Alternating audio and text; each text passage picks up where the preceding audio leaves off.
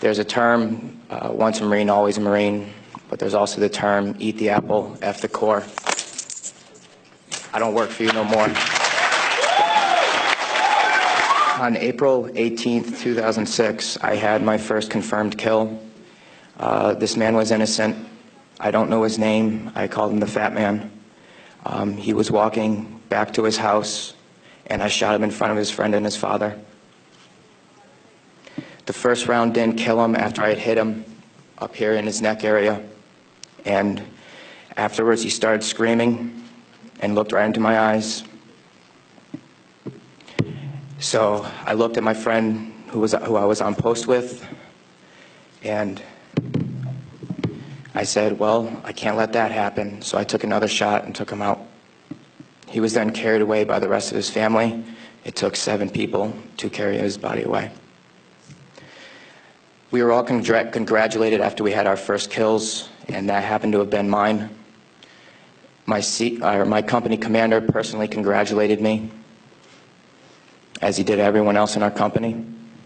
This is the same individual who had stated that whoever gets their first kill by stabbing them to death will get a 4-day pass when we return from Iraq. There was one incident where we got into a firefight just south of the government center, about 2,000 meters.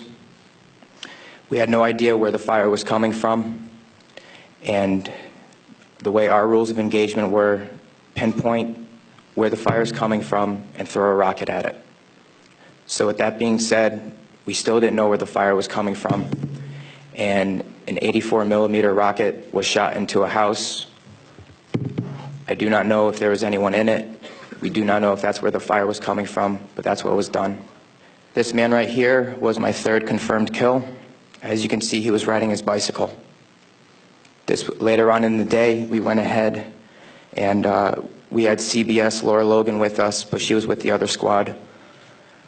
And so she wasn't with us. So myself and 2 other people went ahead and took out some individuals because we were excited about the firefight we had just gotten into, and we didn't have a cameraman or woman with us.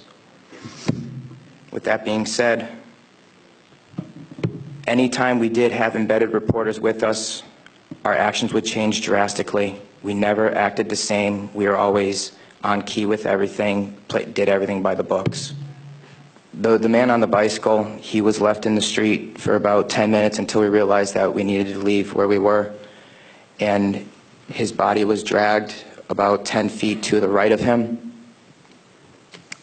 where his body was thrown behind a rock wall, and his bicycle was thrown on top of him. House raids. Because we were a grunt battalion, we were responsible for going on several patrols. A lot of the raids and patrols we did were at the night, around 3 o'clock in the morning, around there. And what we would do is just kick in the doors and terrorize the families.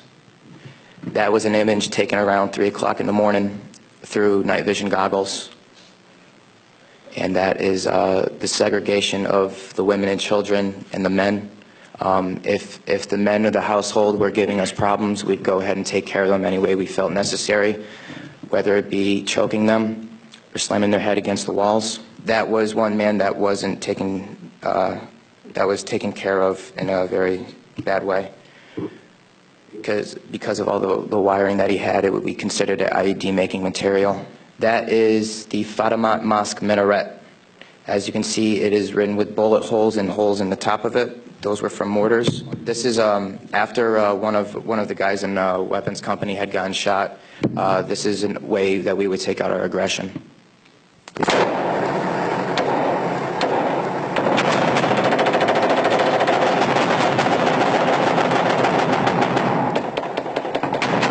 For those of you who don't know, it is illegal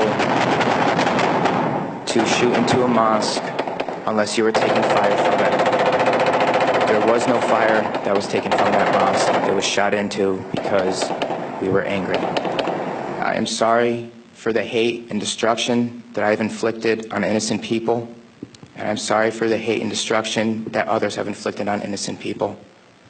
At one point, it was okay.